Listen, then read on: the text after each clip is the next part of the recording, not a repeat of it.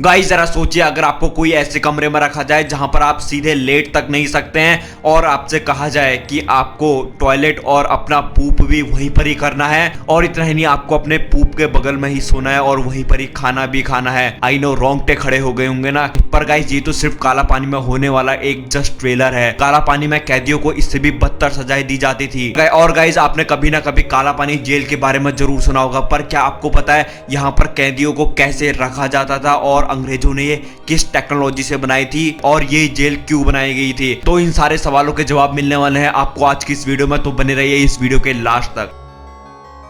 काला पानी एक ऐसा नाम जिसका नाम सुनते ही हर कैदी की रोंगटे खड़े हो जाते हैं। मैं आपको बता दूं, इस काला पानी जेल को सेलुलर जेल भी कहते हैं और ये अंडमान निकोबार की राजधानी पोर्ट ब्लेयर में बनी हुई है। इसे सिर्फ अंग्रेजों ने इसलिए बनाया था ताकि जो भारत के फ्रीडम फाइटर्स थे, जो स्वतंत्रता सेनानी थे, उनको कैद किया जा सके। अब मैं आपको बता दूं आखिर इस काला पानी वर्ड का मतलब क्या है। तो यहाँ पर काला का मतलब है काल, आई मीन टू से काल का मतलब होता है समय और मृत्यु, और इस पूरे काला पानी वर्ड का मतलब होता है कि अगर कोई भी यहाँ पर चला गया तो उसे आप भूल जाइए, वो कभी भी वापस नहीं आएगा। और मैं आपको बता दूं, अंग्रेजों ने भारत के फ्रीडम फाइटर्स को यहाँ पर बहुत कैद करने की कोशिश की, पर मैं आपको बता दूं इंडिया के फ्रीडम फाइटर्स ने भी बहुत ट्राई किया इस काला पानी जेल से भागने की, पर एक भी स्वतंत्रता सेनानी यहाँ से नहीं भाग सका। अब आप सोच सकते हैं कि ये जेल कितनी ज्यादा खतरनाक होगी। अब मैं आपको बताऊं, जो काला पानी की नींव है ये रखी जाती है 1897 में, और ये काला पानी जेल बनकर तैयार होती है 1906। अराउंड 9 से 10 साल का समय लग जाता है इस काला पानी जेल को बनने में। और इस काला पानी जेल की हर कोठरी 15 into 8 फीट चौड़ी होती है, और ये इतनी छोटी होती है कि आप यहाँ पर सीधा लेट तक नहीं सकते हैं। और ये जो जेल है ये समुद्र से घिरी हुई है और चारों तरफ किलोमीटर तक पानी ही पानी है, और इस काला पानी जेल को पार करना नेक्स्ट टू इम्पॉसिबल है। और मैं आपको इंटरेस्टिंग चीज बता दूं, ये जो काला पानी जेल है इसकी जो दीवार है ये जानबूझकर छोटी बनाई गई थी, और इस जेल की जो बाउंड्री थी वो इतनी छोटी थी कि कोई भी यहाँ से भाग सकता है। पर अंग्रेजों को ये बात पता थी अगर कोई भी यहाँ से भागने की कोशिश करेगा तो किलोमीटर दूर तक आपको सिर्फ समुद्र ही दिखेगा, और आप अगर समुद्र में कूद गए तो सोचो आपकी मौत पक्की है, क्योंकि वहां पर कई किलोमीटर दूर तक आपको समुद्र ही दिखेगा, आप इतना लंबा नहीं तैर पाओगे। और जैसा कि मैंने आपको बताया 1897 में इस काला पानी जेल की नींव रखी गई थी, तो मैं आपको बता दूं 1857 वो टाइम था जब भारत के लोगों में एक चिंगारी उठी थी कि हमें भी स्वतंत्रता चाहिए। तो इस 1857 के बाद भारत के जो स्वतंत्रता सेनानी होते हैं वो अंग्रेजों से फाइट करते हैं, पर अनफॉर्चुनेटली इंडिया के जो स्वतंत्रता सेनानी है वो अंग्रेजों से हार जाते हैं और उनके द्वारा मार दिए जाते हैं। पर यहाँ पर भारत के हर लोगों के दिल में एक चिंगारी सी उठ जाती है और वो इसका जमकर विरोध करने लगते हैं, और फिर यहाँ पर जो अंग्रेज होते हैं वो उन सबको जेल में डालना शुरू कर देते हैं। पर यहाँ पर भारत के जो स्वतंत्रता सेनानी है उनको इस बात से कुछ भी फर्क नहीं पड़ता है। तब अंग्रेज ऐसा सोचते हैं कि क्यों ना एक ऐसी जेल बना जाए जिससे मौत भी एक टाइम के लिए डरती हो, और यहाँ पर इन फ्रीडम फाइटर्स की जिंदगी इतनी बदतर बना दी जाए कि वो कभी इस बारे में सोच भी ना सके। तो ये रीजन था अंग्रेजों द्वारा काला पानी जेल बनाया गया। वो सिर्फ जो भारत के लोग थे उनके दिल में जो वो स्वतंत्रता की चिंगारी जग चुकी थी उसको शांत करना था, पर उन्हें क्या पता ये जेल बनाने से जो भारत के और लोग हैं उन पर ये चिंगारी एक आग पकड़ लेगी। अब आपको तो सबको पता है कि 1947 में इंडिया आजाद हो चुका था। अब गाइज मैं आपको ये बताता हूं कि आखिर काला पानी जेल में भारत के जो स्वतंत्रता सेनानी थे उनको किस तरीके से रखा जाता था, आपके रोंगटे खड़े हो जाएंगे। सबसे पहला पॉइंट जो मैंने अभी आपको बताया, जो वहां के कैदी थे, मतलब जो भारत के वीर स्वतंत्रता सेनानी थे, उनको एक इतना छोटा कमरा दिया जाता था कि उनके पैर भी सीधे नहीं होते थे, और कहा जाता था कि आपको यहीं पर ही अपना पूप और अपनी टॉयलेट यहीं पर ही करनी है, और वहीं पर ही खाना दिया जाता था और आपको वहीं पर ही सोना पड़ता था, और उस छोटे से कमरे को 6 मंथ तक भी साफ नहीं किया जाता था।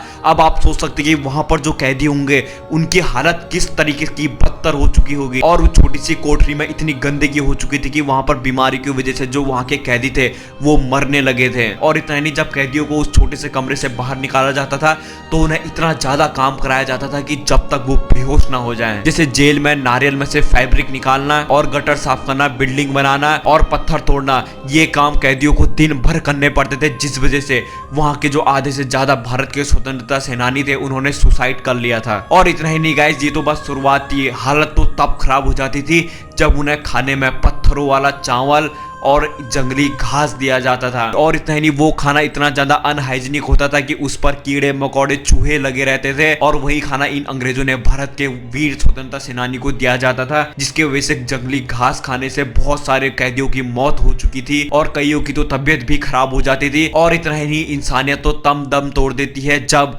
उन कैदियों को अगर कोई भी बीमारी होती थी उसका इलाज भी नहीं किया जाता था और उनसे कहा जाता था कि आप तड़प तड़प के मर जाओ। अब आप लोग यही सोच रहे होंगे कि आखिर जो वो स्वतंत्रता सेनानी थे वो लोग भागने की कोशिश क्यों नहीं करते थे।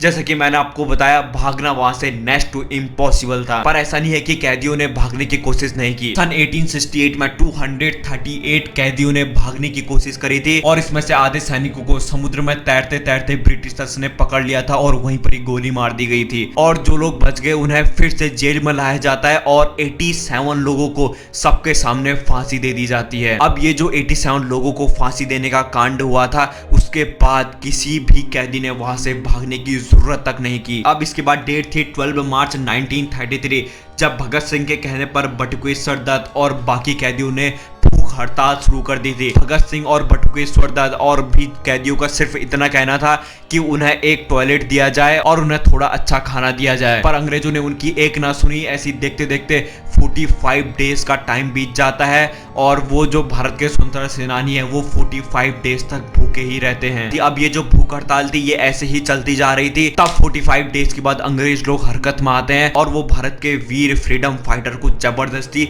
खाना खिलाने का ट्राई करते हैं। वो भारत के कैदियों को पकड़कर नाक द्वारा पाइप के जरिए जूस और दूध जबरदस्ती डालते हैं और इस वजह से जो जूस और दूध होता है वो उनके लंग्स में चला जाता है और कईयों की वहीं पर ही मौत हो जाती है और बहुत सारे कैदियों को निमोनिया हो जाता है और उनकी डेथ हो जाती है। और जब ऐसे ही कई दिन बीत गए और अंग्रेजों ने कुछ भी नहीं किया तो फिर भारत के फ्रीडम फाइटर को अपनी भूख हड़ताल तोड़नी ही पड़ी थी। अब आप सोच सकते हैं कि मौत से भी बदतर लाइफ अगर किसी को कहा जाता है तो वो सिर्फ काला पानी जेल को ही कहा जाता है। पर इस भूख हड़ताल के बाद और भारत के जो वीर सेनानी थे वो डटे रहते हैं अपने दृढ़ संकल्प में। इसके बाद शुरू होता है असली ट्विस्ट। अब 1942 में जापान अंडमान निकोबार में हमला कर देता है और ये जो अंग्रेज थे जिन्होंने भारत के फ्रीडम फाइटर को कैद करके रखा था, अब इनको उस काला पानी जेल में डाल दिया जाता है और महात्मा गांधी जी के कहने पर भारत के जो स्वतंत्रता सेनानी है उनको छोड़ दिया जाता है। अब वही सलूक जापान उन ब्रिटिशर्स के साथ करता है जो उन्होंने भारत के साथ किया था। पर कहते हैं ना, जैसा तुम बोओगे वैसा ही पाओगे। अब आज की डेट में मैं आपको बता दूं, जो एक काला पानी जेल है ये आज भी मौजूद है, पर यहाँ पर इंडियन गवर्नमेंट ने एक म्यूजियम बना दिया गया है और इस म्यूजियम में सभी फ्रीडम फाइटर की एक तरीके से मूर्ति बनाई हुई है। और कभी आप इस काला पानी जेल को देखने जाए तो आपको देखेंगे कि वहां पर आपको खून के छींटे, दरारें, सब कुछ देखने को मिल जाएगा। तो गाइस, भारत के फ्रीडम फाइटर्स के लिए एक लाइक तो बनता है। अगर आपको ये वीडियो पसंद आई है तो इस चैनल को सब्सक्राइब करना मत भूलिएगा। तब तक के लिए थैंक यू सो मच।